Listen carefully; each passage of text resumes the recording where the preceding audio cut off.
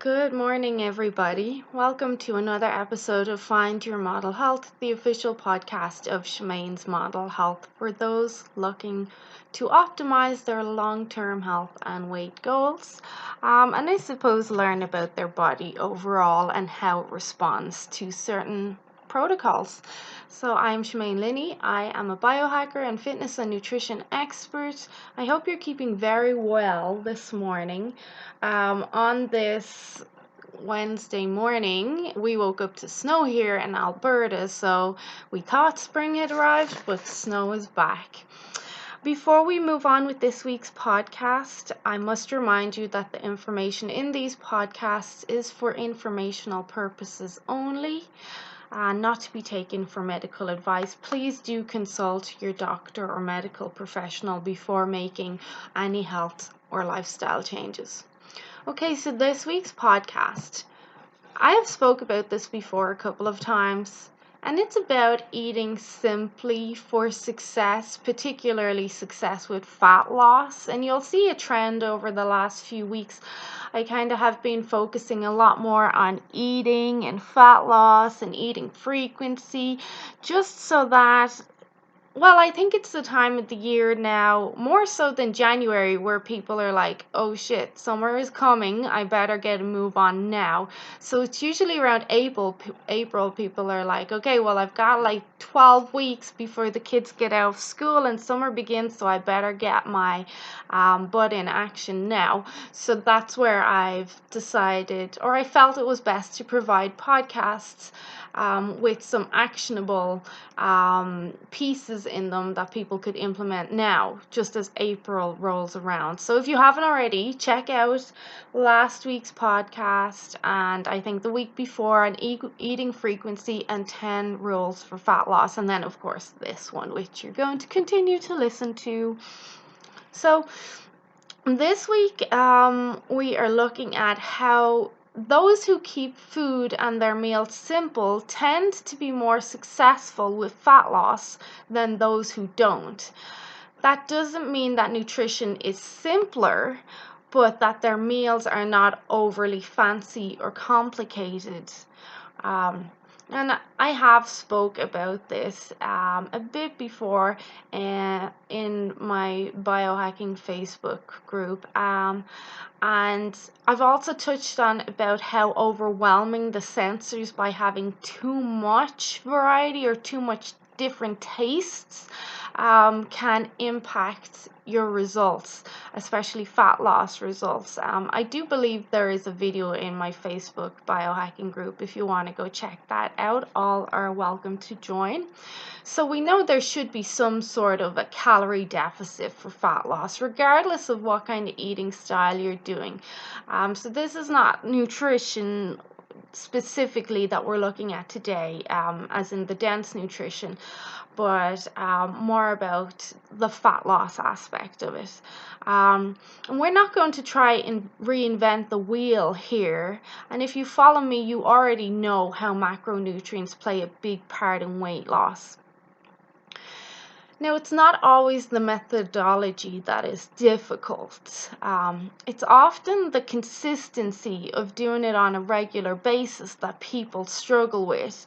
Now, I can talk to you until I'm blue in the face about hormones and the science behind healthy weight loss, but the truth is, people need practical advice that they can follow to help them stick with an eating plan.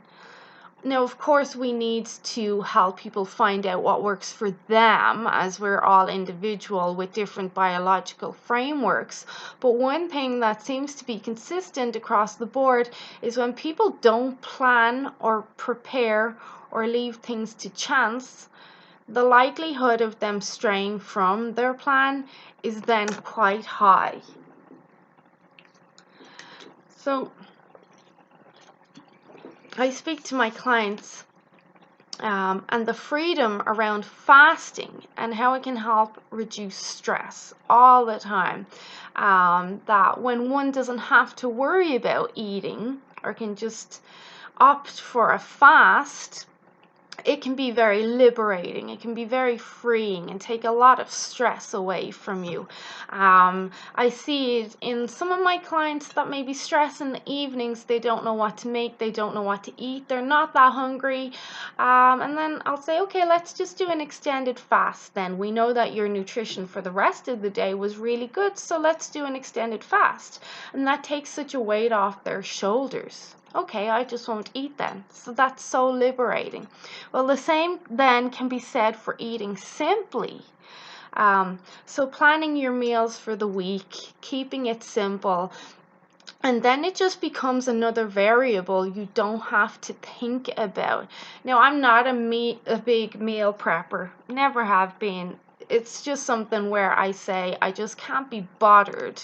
But I do have some stuff planned for the week ahead. I'm usually pretty prepared. It's not like I'm making batch meals on a Sunday, because really I can't be bothered doing that. But I'll always have some sort of good pasture-raised turkey pepperoni or pasture-raised chickens, or I'll have grass-fed beef. Like, I'll always have some tins of wild caught tuna. Like, I'm pretty prepared like that, where there's always something that can secure my success in the house. There's always something. But I'm not a big meal prepper, so I don't want you to think that I'm promoting meal prepping here. If that's not your vibe, then don't do that. But you do need to have some sort of a plan. And once you have stuck to it, it's like ticking off that to-do list. You get that bit of self-gratification. You kind of feel like you've won the day. If you're anything like me, you love ticking off those lists because you just feel like you've achieved something. Because you know what, following a weight loss campaign, it can be hard and boring. I'm not going to lie to you. But if you think about it, if you stick to it and just focus on that day, that one day, at the end of the day, you do get that sense of satisfaction as you do when you complete a to-do list. There's definitely that positive feedback and feeling of accomplishment, and that can be very, very powerful. So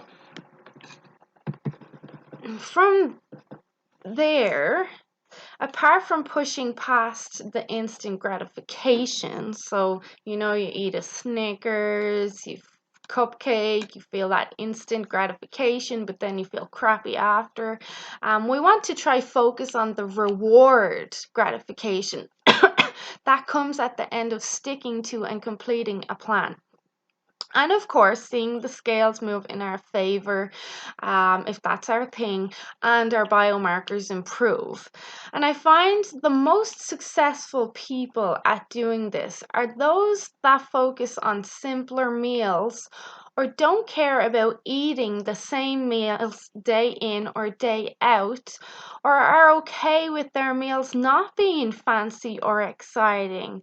And I really do see this in most of my successful clients. This is the trend. This is it. And this is how I kind of roll as well. Boredom for these people doesn't really happen because they see eating as part of the plan, a means to an end, like just get it in and move on. In society now, there's so much stimulation, there's so much happening. We have so many choices, especially with food. So much so that this can lead to dissatisfaction or a feeling of missing out. So, as we look at this a bit more, I hope you're going to get a clear understanding of what I'm getting at here. So, dissatisfaction or feel of missing out. To elaborate on that a bit. So, when you go to a restaurant and there's like 70 different options on the menu, and you pick the one that you want or feel you like the most. And you get that and you enjoy it, but you kind of still have that feeling like you should have got something else, or oh, that person's looks better, or my husband's, oh, I should have got that. I wish I had got that. Even though you do enjoy what you got, you still doubt your decision, and there could have been something else better. And upon reflection, I do this. I make a choice of like, this is awesome. But there's still that bit of, oh, but I also know like the shrimp tacos are great. Maybe I should have got them. Um, it's the fact that there's so many choices there, and this is something that I feel you need to reduce when on a fat loss campaign, because if you give yourself too many options when it comes to food, I think you're always going to be inclined to stray from things and maybe go for the tastier or more eye appealing option, which is a lot of the time more calorie dense too. This brings us back to having that freedom, excuse me. When you don't have as many choices, you think, right, I'm just going to eat that and I'm going to move on. And that makes things easier and more straightforward. There's obviously an element of mindset here, but practicing this approach has been shown to help improve brain waves and keep you sensitive to when you do have something that may be a bit more fancy or decadent or a treat. You enjoy it more. Whereas always or constantly hyper-stimulating your sensors with food, fancy foods, too much choice, too many flavors can actually make your journey harder. So point being, the more choice you give yourself, the more chance you are to pick something hyper-stimulatory, because you're always trying to go for that best option. It's like Netflix. When I put on Netflix, I never know what to watch. Seriously, sometimes I get so pissed off with Netflix because there's thousands of options, but I'm like, there's nothing here that I want to watch because I can't decide. There's so many options. And I don't want to pick something and then feel I could have picked something better. Whereas if I just kind of browse through my DVD collection or through the TV and something that's kind of okay might pop on, I'll just pick that and that's just okay. But when I've too many options, I can't choose because then I have this feeling that I'm missing out. So if you're hungry and you have a set meal plan, or a set eating plan, chances are you're going to stick to that. But if you're hungry and you're not prepared and you're going to go for something that's, say, easier or more appealing and usually more calorie dense and nutrient void. But if you are hungry and a plan set in place, you're just going to go for that thing that's on the plan. So you're feeding your hunger, but you're staying on track with your goals. So now that we kind of understand that and how too many choices may not be playing in your favor, and really and truly, my most successful clients, they eat so simply, so simply. They don't mind eating the same thing day in or day out, or if it's very blah, there's nothing fancy. It's there for a purpose. It's functional. So that brings us to functional eating. And this is having meals that have a job to do and making them taste good with your fairy dust. If you work with me, you'll know what fairy dust is. And assessing how many of these types of meals a week do you have control over. If you can understand that or establish that, then you'll find setting your goals a lot easier. How many meals in my week do I have control over? Am I just focusing on a Monday to Friday kind of stance or outlook on it? Are these meals all going to be functional? Then you'll start to see that you get in the habit of planning ahead or knowing what's in your fridge or planning what you will eat if you have to eat out or go to an event. And then when you do have some sort of treat or meal that's a bit more exciting, then you will find you enjoy that a lot more. So start to plan your functional meals. They don't have to be meal prepped, but I mean, having a pack of turkey pepperoni in your fridge, having some good pickles in there, having some nice chocolate around the house, having some chicken breasts ready for you to grab, a box or two of organic greens, making sure you've got some blueberries and you've got your good probiotics, all that. It's not about the prepping, but you have plans set in place. You know what is there. You should know exactly what is in your meal. Not only the ingredients, but the macronutrients and the micronutrients. So if I do prep a chicken salad for myself, so with mixed organic greens, some raw pumpkin seeds, maybe some spring onion and kelp flakes, a bit of Celtic sea salt, some nice oil and vinegar, of course, my pasture-raised chicken. I know exactly what's in that, and it works very well for my goals. I enjoy it, and I can eat it over and over again, especially with the variety of oils and vinegar that I get from On Tap Oil in Airdrie. If you live in Airdrie and you're my client, you already go there. So there's a lot of different flavors you can get there. But the meal itself is functional, and I can eat that same meal over and over again. It's not a big deal. It's very simple. It's easy enough to throw together if I'm in a rush. And it's simple. I'll usually pop 3 to 5 pasture-raised chicken breasts in my slow cooker on a Monday morning. I leave it on low. I go out, do my thing, and bam, as soon as I get home, it's ready. And that chicken will do me for a few days. So that's not meal prepping, but that's just being smart, having a few things playing in my favor. Then if you're on the run a lot, or you know you have a few appointments coming up ahead, you want to make sure that your meals travel well, so they're functional and easy to bring with you and don't cause much of a fuss to eat on the road. What I mean by this is if you open a container around people, that you don't want people judging you or that you're alienated from the environment. So you want to be aware of strong odors and leaking juices in this case. So that meal that you bring on the run, it's going to be functional, it's going to be easy to bring with you, and it won't cause much of a fuss to eat.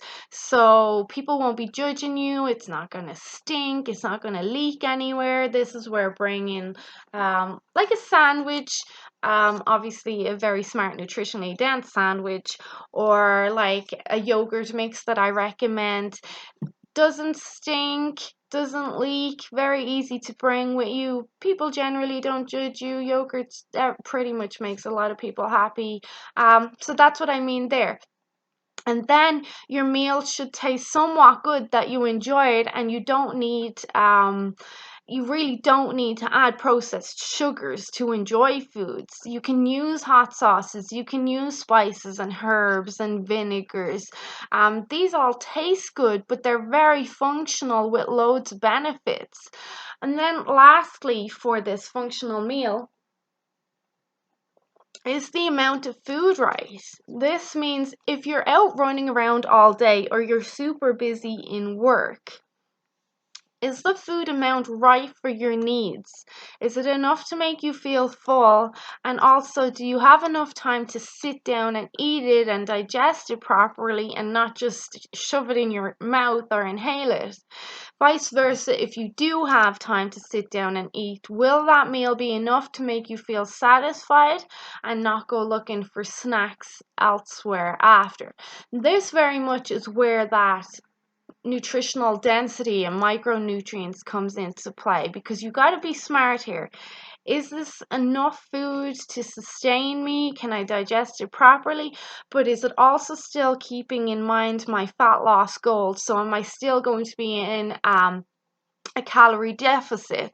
So there's a bit of trial and error here in working with someone, because you look at the portions sizes. So your food can be very nutritionally dense, but the portions might be too big, and then you're going to struggle to meet your goals. So you gotta kind of find that happy medium that works for you. So I know you can't be on top of your game 100% of the time. Life happens. But if you can control your food choices for 80% of the time, and this is how I teach, because I believe, and I like to think I'm quite realistic, and I have kids, and I know what life can get like. So I teach very much the 80-20 kind of mindset. I really believe that if you can control your food choices, excuse me, 80% of the time, and I've seen it with hundreds of my clients, that you can be successful on a fat loss campaign. Then that other 20% of the time, if you do have some treats, you enjoy them more. Your taste buds are way more sensitive to the flavors and the sweetness, so you really do enjoy it. Get this whole different mouth sensation and taste sensation, and you feel the reward gratification. So you're losing weight, the scales might be down, your biomarkers are awesome, you're getting that postponed reward gratification because you stuck to your plan, and now you can enjoy your few treats a little bit better, and you've earned it. You've really earned it. So to sum things up, for fat loss success, you're looking at some sort of calorie deficit, but also planning and preparing for the week ahead. Have a plan and stick to it, and with consistency you will see results. Limit the choices you have and create functional meals that are palatable and you can eat them over and over again.